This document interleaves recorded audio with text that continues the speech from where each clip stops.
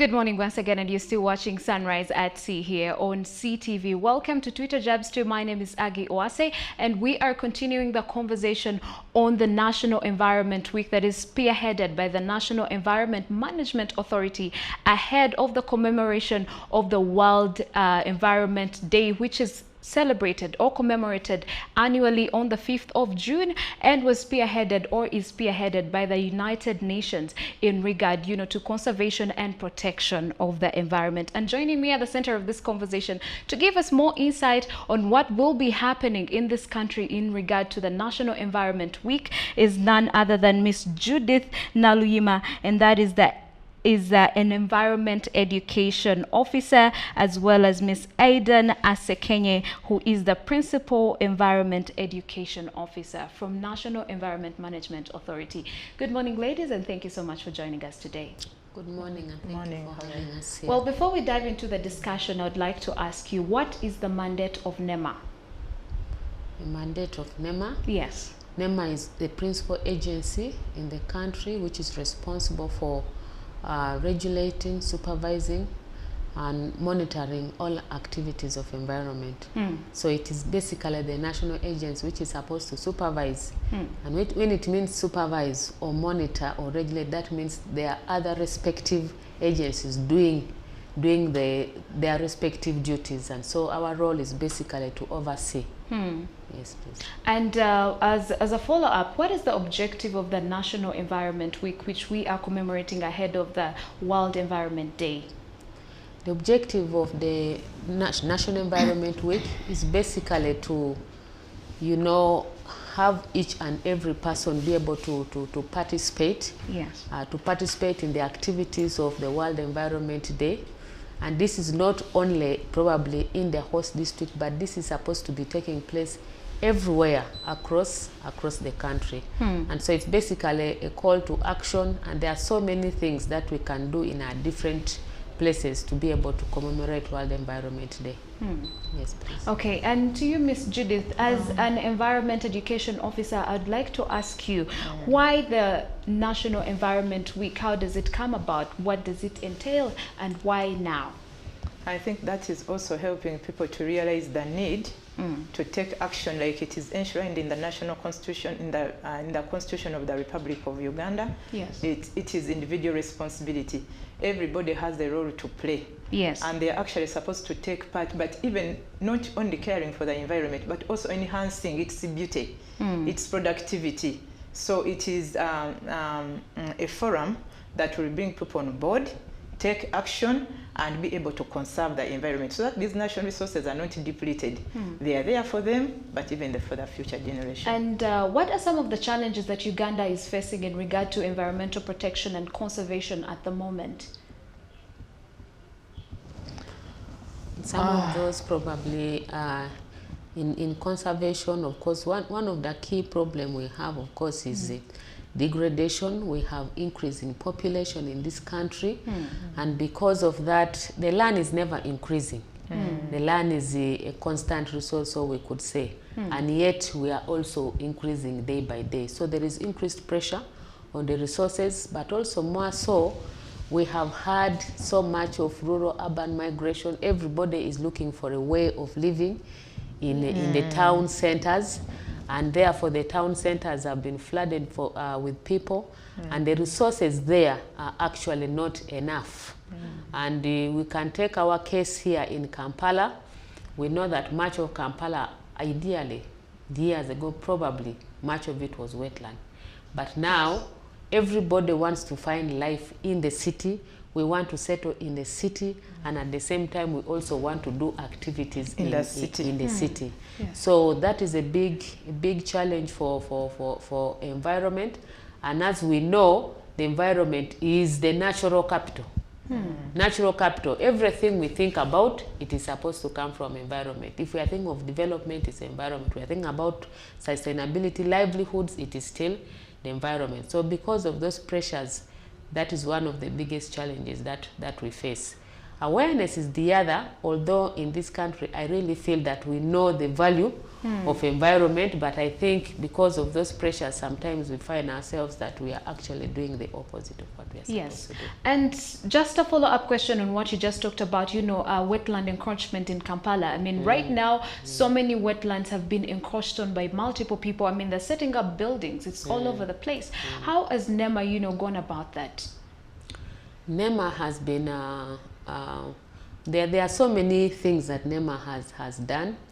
One is that the law is there to popularize the law on what people are supposed to do.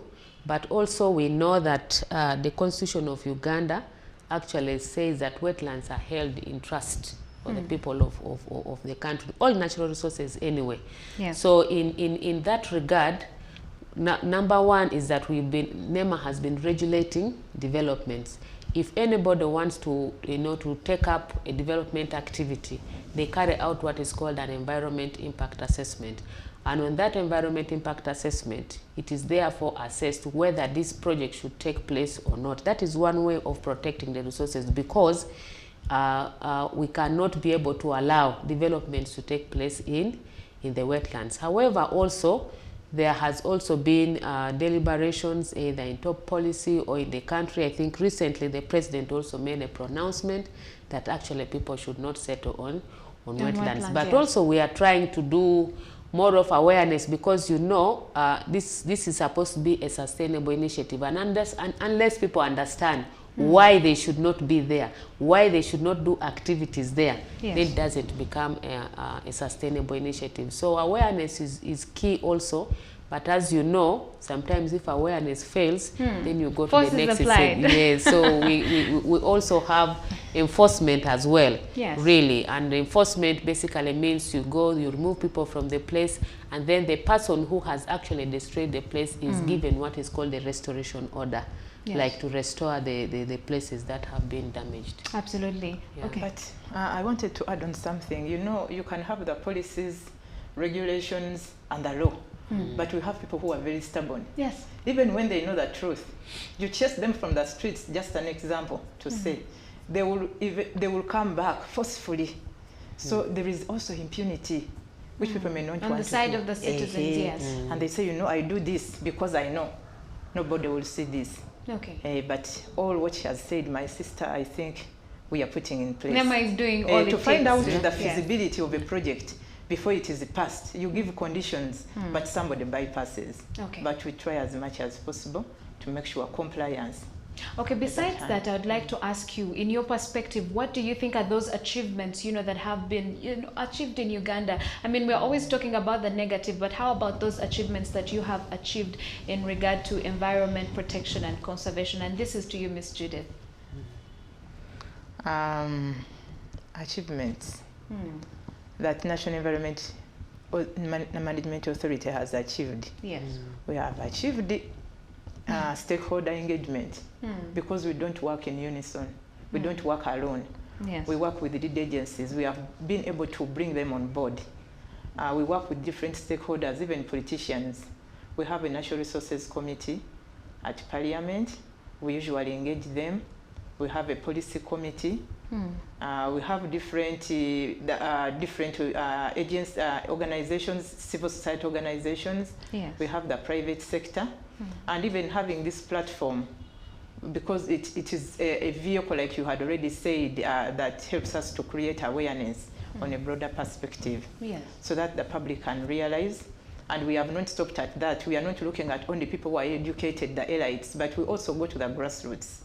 And we train them on policies, on regulations, and those are the people who can deliver this message to the people there. Okay. And to you, Ms. Aiden, I'd like to ask you, as we commemorate the National Environment Week as Uganda, what are some of the expectations or obligations of the citizens of Uganda in regard to this particular week ahead of the World Environment Day? Well, some of the expectations or obligations, like we've said, environment is everyone's concern. And actually, much as we are, that's why we call it commemorating. Much as we are commemorating, we are just observing this week. But ideally, in my perspective, every day is an environment day. Because the environment is always here with us. So some of the expectations we are, like we already said, National Environment Day, the World Environment Day is basically a vehicle of waking us up and saying, hey, are we doing the right thing? If we haven't done the right thing, can we be compelled to do something? And so it's usually a reminder for those of us who don't consider it as World Environment Day every day. This is the week that we can actually at least do something very particular and say, on World Environment Day or during the National Environment Week, I was able to plant a tree, I was able to organize a cleanup in my area, I was able to speak to youth or young people on environment management. I was able probably to, you know, take greater strides as far as environment management is concerned. So this week we basically expect people to participate in different environment management activities wherever they are. If you're somewhere, can you plant a tree and, you know, recognize and remember it? If you're somewhere in a community, can you organize your community to do a cleanup in the area and say, yes, we are managing waste in our area such that our environment is clean. Well, besides that, as National Environment Management Authority, I'll put across, you know, some of the arguments that, you know, I've had people talk about on the streets of Kampala. They're talking about there's so much sewage on the sides of Waise or Kalere, and that has been an issue that has been going on, and they have fronted it, but seems like nothing is happening. And there's also a bridge along Kabalagala all the way to Bunga. Whenever it rains, there's a lot of sewage and a lot of water. Sometimes people, you know, have to take, you know, the route all the way through Makinde to access town. As National Environment Management Authority, what have you done about it? I mean, people, these are the concerns that people are raising.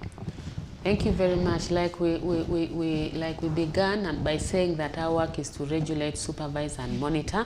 So we have been working together with the respective people. If it is about sewage, then we've been working together with the National Water and Sewerage Corporation, because ideally that is their direct mandate. But also when we talk about this water and floods in the city, it is also an indication of one of the habits that we have in this country, and that is dumping, open dumping, because most of the things that we owe irresponsible disposal of waste.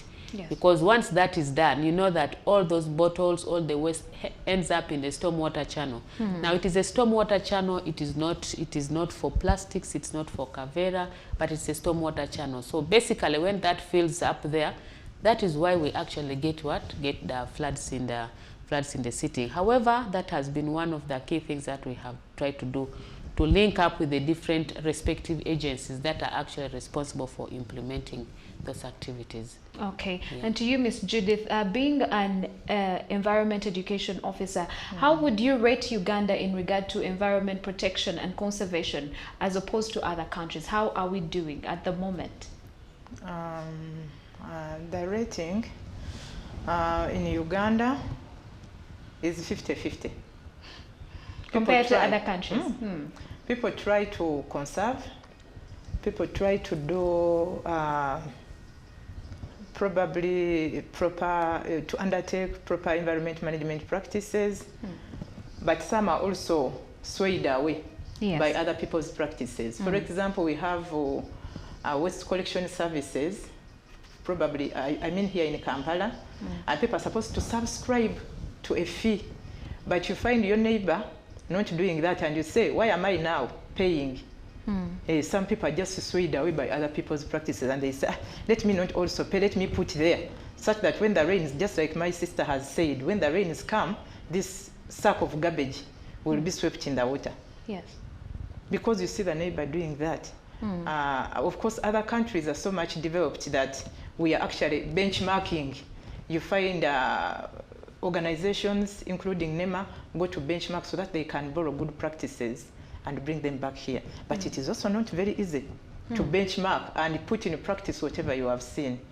You try, because one by one makes a bundle.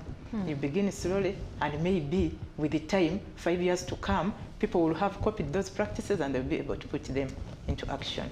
Yes. Now, Ms. Aiden, I'd like to ask you, this year's, the country's celebration of the World Environment Day, the theme is Our Earth Conserved for Life. How does it come about? Why did you choose this particular theme as National Environment Management Authority? Yes, the National Environment Management Authority, usually our national theme is derived from the global theme. Now the global theme for this year has been only one Earth. But we thought as a national, we needed something to customize to our situation here in Uganda. And so we sat and looked at, of course, several suggestions that we had, and we came up with that. Why did we come up with that? When we talk about our Earth, it's like we are owning it. It is not your Earth, it's not those people's Earth, it is ours. And so if something is yours, you take ownership. That is number one. And then we talked about conserve for life. Yes. So meaning that every different thing that you do, it helps in sustainability, because life is about sustainability. If you have life, that means you are here today, you are here tomorrow. That is basically sustainability. So that is why we came up with that theme of Our Earth, Conserve for Life. So conserve our Earth, meaning, you are owning it. And so if it is ours, what do we do about it? So the next part of that is basically conserving for life. It's like a call for action, the different activities that we can be able to do so that life can be sustained. And can you imagine if our ancestors did not conserve? Would we see what we see? Absolutely Then not. we should conserve for life, so that even our children will be able to see, even our grandchildren. Mine are already waiting, so we should conserve for life. Okay, besides that, now let's talk about the arrangements that are in place for, the National Environment Week ahead of the World Environment Day. Yes. Thank you very much. The arrangements are already, some of them are these that are happening, and I would like to thank CTV so much for hosting us today, for creating awareness, because we get to be satisfied that once people get to know what is happening, then they can actually be able to change their attitude, and therefore that attitude should be able to influence positive practices towards environment. This is one of the activities that we are having. We are having awareness meetings or information clinics. We are also having, of course, some of the activities already started that had also been tagged to World Environment Day. We had the tree planting activity, which was there at Entebbe. And also we had we had another activity with partners in Kasese on integrated water resources management, and we believe those are some of the activities that have also been tagged to World Environment Day. But beyond that, we still are going to have other talk shows. This is English, but some people, the local man around, will also need to hear some of these aspects in Uganda. And so we'll be having a talk show in a radio station, which is what is that? I think CBS, which speaks a lot of Uganda in this country. And so after that, also we have some activities which will basically be there on the real day. But before that, also last week I think the day was launched by Dr. Florence Adong, who was representing the minister at the media center. That was basically the launch of the World Environment Day, but also kicking off activities of the National Environment Week. So within the actual day, which will be celebrated in Luero, we also have individual activities there. But before that, we also have restoration. Restoration that will take place still in Luero, and that will be in one of the rivers called, I think, Luajali or something. Yeah, but it is basically, restoration goes in stages. So basically during the week it will just be basically a start off of doing the feasibility, talking to the locals. Like we've told you, anything that you do, you need to speak to people first so that you can have sustainability. Yes. And then of course we have the actual activities for the day that will involve a march past in Luero town. There will be exhibitions at the venue. There will be basically speeches, and also awards for people that we think have done something critical in this country for environment. Okay. Yeah. As we wrap up the conversation, briefly, I'd like you, to give me your perspective on what do you think? How do you think enough, sensitization has been done in Uganda in regard to environment protection as well as environment conservation? And this is to you, Ms. Judith. I would say we have done enough, but it also depends on the turn up. Because when you look at different engagements that are held, maybe in the at village level or zone level, meetings can be called, placards can be put up, but how many people turn up? Even to those ones listening, how many people attend village meetings? Because you realize committees are not only at district local governments for environment management, they are also at the village level. Local councils have committees on environment. Yes. But when people are called upon to come for meetings, people shun. Only a few come. Even if it is a security meeting, people still have that I don't care attitude. So I feel we are also laying more strategies because we feel that people have not turned up the way we want them to. Yes. Now that we are having celebrations in Luweero, we are actually expecting many people to be there. My sister has talked about restoration activities that are going to take place in Luweero, and I think it is going to be at Busika. But we are going to have a dialogue, we are going to have awareness creation. We pray that people turn up in big numbers, such that before the real action comes on board, people are already aware. We also try to put it in vernacular. Like my sister has already said, on CBS, we are going to have a talk show in vernacular in Uganda, where people can also now make contribution, even as they are listening now. Can they give feedback? Can they re-echo? Can they go and put into action or rethink actions? Because I cannot say we have done enough, because even if you are in a classroom setting, even if you are a medical personnel, you are in the hospital, can you see that environment is already superb? We keep on enhancing, we keep on thinking about new strategies to make sure these people have it at heart. Yes. So it is our prayer that people actually get it. Well, because we can't say it is enough. Yes. It isn't, because the turn-up sometimes is wanting. Yes. Well, we do hope that, this year Ugandans actually can take it upon themselves, to involve themselves, not just on the celebrating or commemoration of the World Environment Day, but as well as the, the National Environment Week that will be, kickstarting the celebration of this event. But finally, I'd love to get your final remarks in regard to the National Environment Week, as well as, the World Environment Day that will be commemorating later on in this year. Thank you very much. Final remarks. Like you said, we've done enough, but it's not enough. So awareness is a continuous thing for as long as we are here, because there are also so many emerging environment issues every day. So you can't sit and say we have done enough. It is still not enough. So it is a continuous process. But my last